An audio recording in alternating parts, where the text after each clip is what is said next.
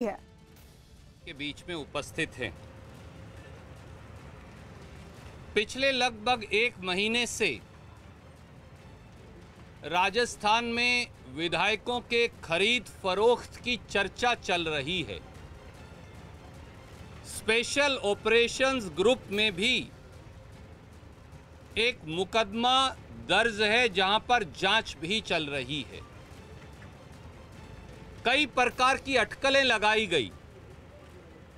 20, 25, 30, 35 करोड़ रुपए में विधायकों की निष्ठा और विश्वास खरीदकर राजस्थान की 8 करोड़ जनता के जनमत से चुनी हुई कांग्रेस सरकार को अस्थिर करवाने और गिराने के षड्यंत्र की बात जगजाहिर हुई, सामने आई।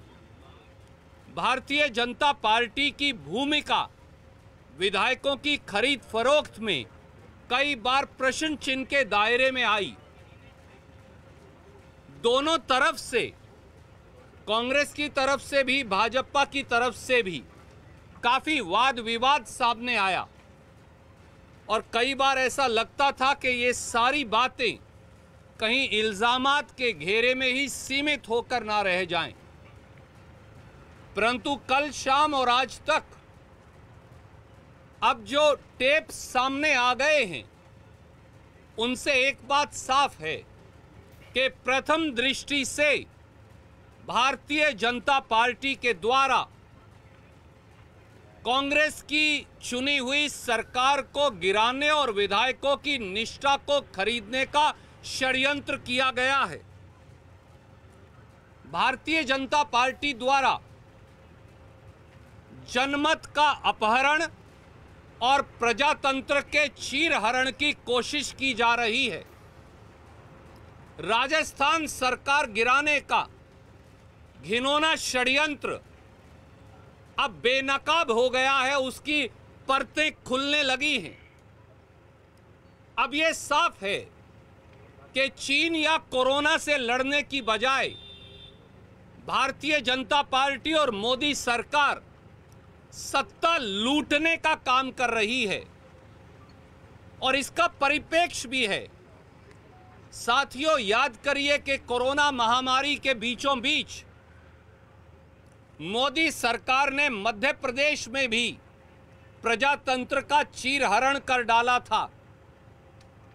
पूरा देश कोरोना से जूझ रहा था, पर इसी ITC, grand hotel, Manesar, Gurgaon से लेकर कर्नाटका तक कांग्रेस के विधायकों को हर कर ले जाकर कांग्रेस की सरकार मध्य प्रदेश में गिराने का षड्यंत्र किया जा रहा था। और जब 24 मार्च 2020 को जबरन कांग्रेस की सरकार मध्य प्रदेश में गिराई गई, तो ही 24 मार्च की रात से लॉकडाउन लागू किया गया। मणिपुर, उत्तराखंड, अरुणाचल, गोवा, कर्नाटका, महाराष्ट्र, मध्य प्रदेश और अब उसके बाद राजस्थान में भाजपा द्वारा सत्ता की हवस का खेल खेला जा रहा है। कोरोना केस 10 लाख पार कर चुके हैं। आर्थिक महामारी और महंगाई ने लोगों की जिंदगी दूभर कर दी है। चीन ने हमारी सरजमीं पर कब्जा कर रखा है, परंतु मोदी सरकार और भाजपा बजाय कोरोना, आर्थिक मंदी और चीन से लड़ने की बजाय सत्ता लूटने के षड्यंत्र में लगी है। पर उन्होंने इस बार गलत प्रांत को शायद चुनौती दे दी। उन्होंने 8 करोड़ राजस्थानियों के जज्बे को शायद समझा नहीं। दोस्तों, कल शाम जो 2 सनसनीखेज वह चौंकाने वाले ऑडियो टेप मीडिया के माध्यम से सामने आए हैं, इन टेप्स में तथाकथित तौर से भारत सरकार के कैबिनेट मंत्री श्री गजेंद्र शेखावत जी, श्री भंवरलाल शर्मा जी जो कांग्रेस के विधायक हैं, वे भाजपा नेता संजय जैन जी की तथाकथित बातचीत सामने आई। इस तथाकथित बातचीत में पैसों की सौदेबाजी, विधायकों की निष्ठा खरीदने और राजस्थान की सरकार गिराने का षड्यंत्र सामने आया है। यह अपने आप में लोकतंत्र के इतिहास का एक काला अध्याय है और वो टेप्स जो अब जग जाहिर हैं, मीडिया पर चलाए जा रहे हैं, उनकी कुछ लाइनें मैं आपको पढ़कर बताऊंगा और हमारे 5 प्रश्न हैं। ये ऑडियो टेप 1 है जिसका ट्रांसक्रिप्ट मैंने रिकॉर्ड किया है और इसके बीच में साफ शब्दों में लिखा है,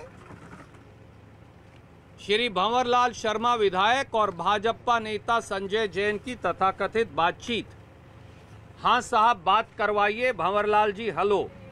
और फिर आगे वो कहते हैं, संजय जैन हाँ वो तो ठीक है पर वो एक बार संख्या बल देख लेना, हमने आज ही बुक पहुंचिए आप। भंवरलाल सरकार तो रहनी कोनी बर्खास्त करनी पड़ेगी।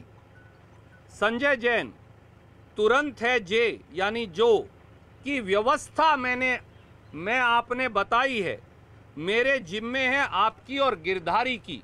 गिरधारी जी सीपीएम के विधायक का नाम है जैसा आप सब जानते। व्यवस्था मैंने बताई, आपने बताई है, मेरे जिम्मे है आपकी और गिरधारी की। भंवरलाल ठीक है। संजय जैन और मैंने साहब को मैं कह दियो कि सचिन जी की तरफ से वह लिस्ट में कोनी आवे, बात बढ़िया रहेगी, आपकी बात गोपनीय रहेगी, जिया चावे मैं करवा रहा हूं। भंवरलाल अमाउंट की बात हो गई है ना। संजय जैन हाँ ताने कल कही थी वह बात एकदम खरी है। अगर ये आदान प्रदान नहीं साथियों तो फिर ये क्या है। और आगे जो कहा जाता है वो उससे भी अजीबो गरीब है।